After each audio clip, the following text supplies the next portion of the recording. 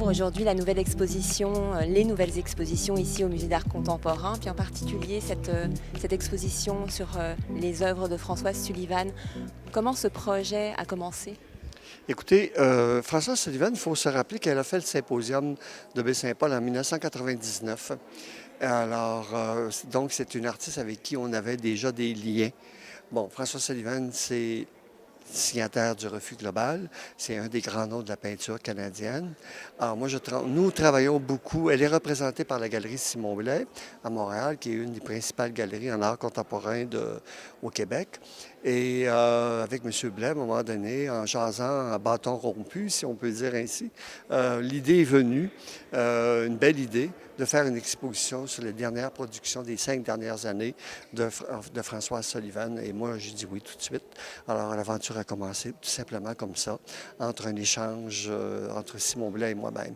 Et ça s'imposait parce que, bon, Mme Sullivan était venue lors d'une soirée de financement ici il y a quelques années.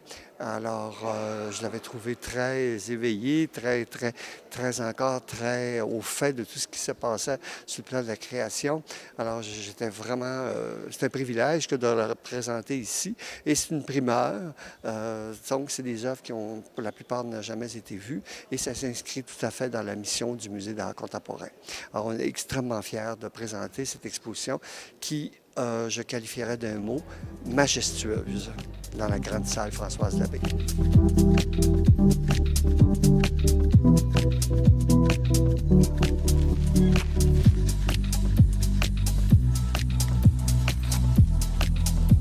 Bonjour Monsieur Simon Blais. Comment avez-vous rencontré Françoise Sullivan? Premièrement, Françoise est une artiste incontournable, donc que tous les gens du milieu connaissent.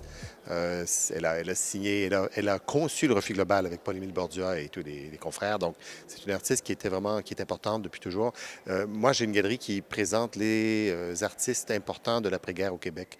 Et déjà, je travaillais avec la succession Riopelle, avec la succession Ferron, donc beaucoup des artistes signataires du Refus global. Françoise était dans une autre galerie depuis des années, et puis elle a eu le souhait de changer, de venir chez nous il y a environ une dizaine d'années. Et donc, c'est une personne qui est tellement charmante et irrésistible, comme vous avez pu le constater. Donc, sans hésiter, j'ai accepté de la représenter. Donc, ça fait près de 10 ans.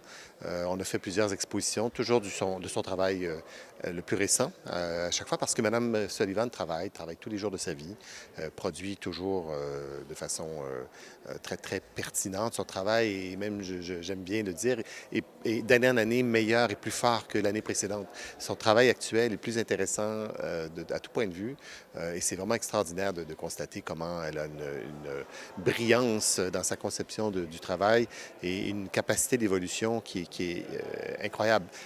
Très souvent, on pense que les peintres en vieillissant faiblissent et tout. Elle prend de la force. Alors, c'est extraordinaire de pouvoir travailler avec elle parce qu'elle nous apporte tous les jours encore plus d'émerveillement, je dirais. Le gros de l'exposition est constitué d'œuvres qui ont moins de 10 ans et l'intérêt principal, c'est de montrer les œuvres des 5 dernières années pour étayer le propos que je vous confiais plus tôt, c'est-à-dire que c'est une peintre qui est plus pertinente que jamais. Mais pour les œuvres anciennes qui avaient été présentées déjà soit dans des musées, soit dans des galeries, on est allé vraiment chercher les œuvres, ou enfin Paul, les œuvres les plus spectaculaires. Alors c'est pour ça qu'on a des œuvres des années début 2000 et surtout, on a voulu illustrer les grandes tendances, les grands mouvements, les grands groupes d'œuvres que Françoise a produites depuis les années fin 70, début 80. D'où la présence du tondo, cette œuvre ronde. Le mot tondo signifie rond. Donc, c'est une œuvre qui a été peinte lors de ses séjours en Grèce, dans les Cyclades, où elle a vécu plusieurs années. Elle avait une maison là-bas. Donc, elle a produit une série qui s'est appelée le cycle crétois. Et donc, on a voulu juste simplement ponctuer chacune de ces grandes périodes-là par une ou deux ou trois œuvres. Puis ensuite, ce sont les œuvres intéressantes. Bonjour Madame Françoise Sullivan. On vous rencontre ici au Musée d'Art Contemporain à Baie-Saint-Paul. Vous êtes artiste pluridisciplinaire. Comment est arrivée la peinture? Comment c'est arrivé dans votre vie? Mais j'ai toujours cru que la peinture était le plus haut degré d'importance. Je trouve que la peinture est une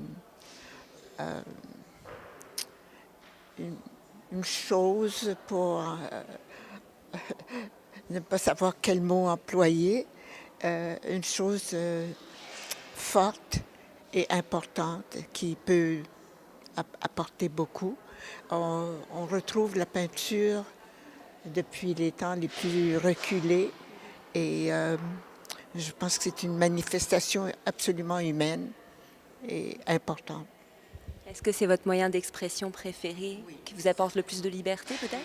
Sauf que j'ai voyagé un peu dans des arts reliés quand même, la danse, mais aussi l'art conceptuel qui impliquait la photographie, c'est visuel aussi. Aujourd'hui, on découvre des nouvelles œuvres. Mais oui, parce qu'il y en a de toutes récentes, toutes fraîches, comme celle-ci d'ailleurs. Est-ce que vous pouvez me parler de cette œuvre-là, justement? Mais j'ai fait quelques œuvres avec la couleur rouge et il n'y a que des couleurs de rouge différentes. Et ici, j'ai voulu faire la même chose avec le jaune. Est-ce qu'il y a des raisons pour lesquelles vous avez choisi ces couleurs-là? Est-ce que ça vous inspire quelque chose en particulier? Mais disons que c'était une idée conductrice vers quelque chose, mais ce qui compte, c'est la façon de le faire, l'approche qu'on lui donne et ce qu'on peut faire avec ça. Mais pour que la signification aille plus loin dans l'œuvre par une sensibilité que si on met juste des couleurs comme on en mettrait pour vendre des couleurs. C'est pas ça. Comment vous sentez-vous aujourd'hui avec ce qui se passe dans notre société ici au Québec? Mais beaucoup de choses ont évolué pour le mieux, mais d'autres le contraire aussi. Alors, mais c'est probablement que c'est toujours ainsi. Oui. Aujourd'hui, vous allez rencontrer votre public. On va venir vous rencontrer ici pour présenter l'exposition. Est-ce que il y a quelque chose en particulier que vous avez envie de faire passer comme message à votre public? Mais j'espère que les tableaux vont parler pour moi, qu'ils seront plus éloquents. Parlez-moi par exemple de la toile, de la grande toile qui est derrière nous. Écoutez, cette œuvre immense, c'est une des grandes œuvres de l'histoire de la peinture au Québec, on peut l'affirmer comme ça. C'est un hommage à Patterson, c'est son titre, qui était le premier époux de Françoise Sullivan et le père des 4 enfants, des 4 garçons que Françoise a eu avec Patterson. Donc Patterson, un grand peintre canadien aussi, qui a fait carrière après avoir quitté le Québec à la fin des années 60, a fait carrière en Ontario. Il est devenu une des grandes figures de la peinture canadienne, mais il est montréalais. Donc il faisait partie de la bande de tous les automatistes ou tous ceux qui étaient dans l'entourage des membres fondateurs du mouvement automatiste. Et c'est un hommage qu'elle a fait. Il y en a une autre œuvre ici qui est un hommage à Ulysse Comtois dans l'exposition. C'est un groupe d'œuvres qu'elle a fait, toutes de très grandes œuvres, pour son exposition du Musée des Beaux-Arts de Montréal en 2003. Et donc l'œuvre est extraordinaire. On vient de la rapatrier de Toronto où elle était entreposée après avoir été montrée au Musée des Beaux-Arts de l'Ontario à Toronto, la célèbre AGO, où Françoise a eu une exposition il y a environ 8 ans. Donc c'est un tableau majestueux qui pour moi est son chef-d'œuvre absolu et que sans hésitation, je qualifie d'un des chefs-d'œuvre de la peinture québécoise des 20 dernières années. Comment est né le projet de faire cette exposition ici, à Baie-Saint-Paul, au Musée d'art contemporain? Oui, alors c'est des échanges avec Jacques Saint-Gelais-Tremblay, directeur du musée. La galerie contribue par des œuvres et par même du financement aux différentes expositions depuis plusieurs années. Et comme le musée, en tant que musée régional, a, à mes yeux, de Montréal, beaucoup d'importance. C'est un des très beaux musées régionaux du Québec. J'ai toujours collaboré sans hésitation. Et donc, c'est Jacques et un des membres du conseil d'administration qui m'ont fait part de ça. Ça doit faire à peu près un an et demi. Et le projet ou la commande, c'était de monter une exposition Françoise, mais on avait carte blanche. Et j'ai contribué aussi à trouver des fonds pour la diffusion. Et moi, je me suis engagé à produire un catalogue. Donc, dans le cadre de cette expo-là, mon assistant, Paul Bradley, à qui j'ai confié la tâche de monter tout le projet à titre de commissaires ou disons, d'auteurs d'expositions travaillent donc depuis 1 an et demi avec Françoise à réunir des œuvres, faire des choix et surtout préparer aussi le catalogue qui est magnifique. Il faudra le montrer à l'écran. Mais donc, un catalogue qui retrace quand même l'ensemble de la carrière de Françoise, mais qui parle de la pertinence de sa peinture récente. Alors, et il est ponctué de beaucoup, beaucoup d'images d'archives, dont plusieurs sont inédites. Alors, on est très fiers de la production du catalogue aussi.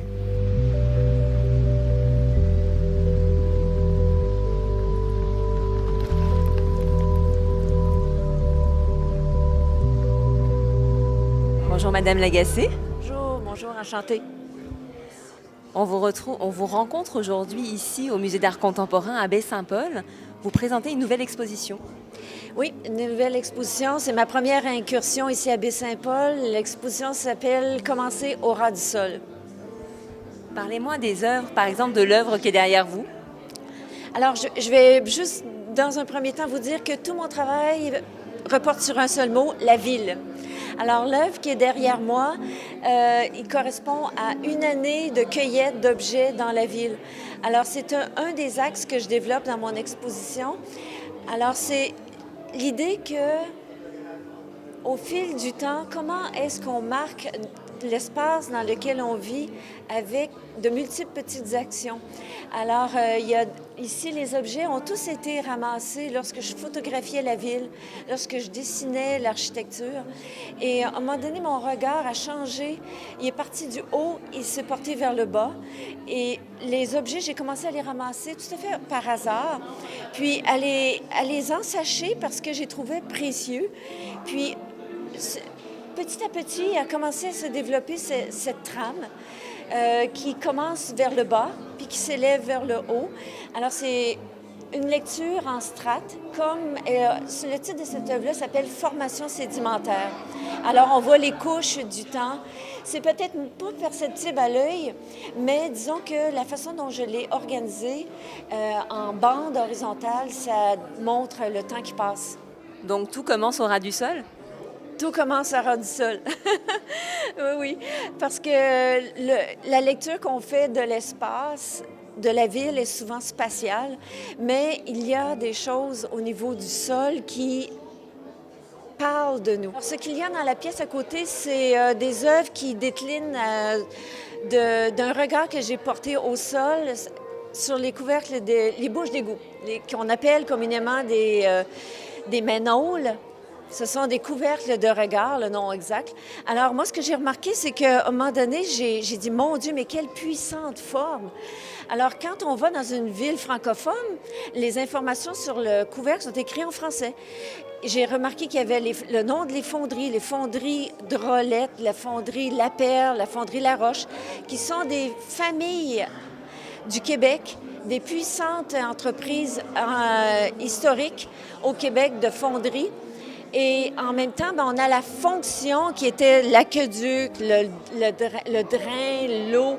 Mais on a également l'aspect de la forme qui rappelle la puissance comme un sceau social. Alors, j'ai relevé cette forme-là à la hauteur de nos yeux pour montrer à quel point que dans la vie, tous les jours, on marque notre espace de notre identité culturelle. Quel contact vous avez avec le public ici dans Charlevoix? Comment ça se passe pour vous ici? C'est un contact extraordinaire le peu de temps que j'ai été ici, malheureusement, mais je vais y revenir. Je viens de temps à autre au symposium dans une autre position. En tant qu'artiste, là, ce que je trouve intéressant, c'est que j'ai éveillé le regard de certaines personnes. Je suis allée dehors regarder, entre autres, justement, les bouches d'égout. J'ai fait le tour et j'ai essayé de voir comment l'espace est organisé. Et le centre-ville de Baie-Saint-Paul est magnifique dans la façon identitaire de marquer son paysage. On a une trame historique qui est riche et c'est également tout ce questionnement-là que j'amène dans mon travail.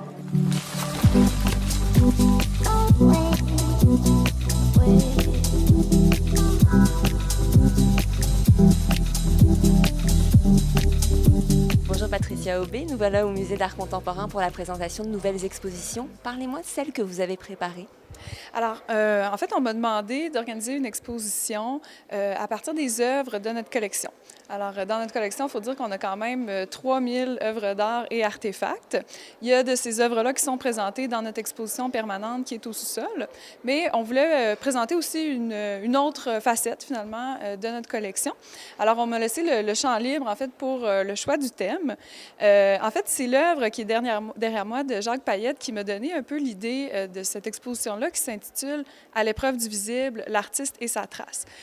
Comme on le voit, en fait, sur l'œuvre, l'artiste, c'est un autoportrait, est en train de passer la main devant lui en laissant une trace, mais c'est comme si, en fait, il ressentait le besoin de nous rappeler que derrière l'œuvre, il y a un artiste, il y a une présence, il y a un humain qui est là à quelque part, et ce genre de traces-là, on le retrouve dans plusieurs œuvres. Alors, je me suis posé la question à savoir quelles sont les stratégies que peuvent utiliser les artistes contemporains pour rendre perceptible leur présence à même les œuvres qu'ils réalisent. Donc, bien sûr, il y a l'autoportrait qu'on connaît, qui nous semble un peu évident, mais il y a aussi tout le biais de la gestualité qui peut être exploité par l'artiste. Donc, on a des œuvres, par exemple, d'Armand Vaillancourt, de Rita Letendre, où les artistes vont travailler avec beaucoup d'énergie, avec une spatule, et on sent vraiment toutes les actions et les mouvements du corps de l'artiste. Il y a d'autres artistes qui vont utiliser, par exemple, l'esthétique de la trace, donc en laissant des empreintes de leurs pieds. Il y a une œuvre où on voit vraiment les traces de la main de l'artiste qui sont partout. Il y en a d'autres qui vont faire du moulage, par exemple, de certaines parties de leur corps. Et on a aussi une vidéo, donc qui pousse vraiment à l'extrême la présence de l'artiste à même l'œuvre. Donc l'artiste qui se filme en train de faire une performance. Donc c'est vraiment une exposition qui se veut un peu éducative. Vous allez voir qu'il y a des cartels allongés pour chacune des œuvres, donc qui expliquent toujours le lien avec ce thème-là de la trace.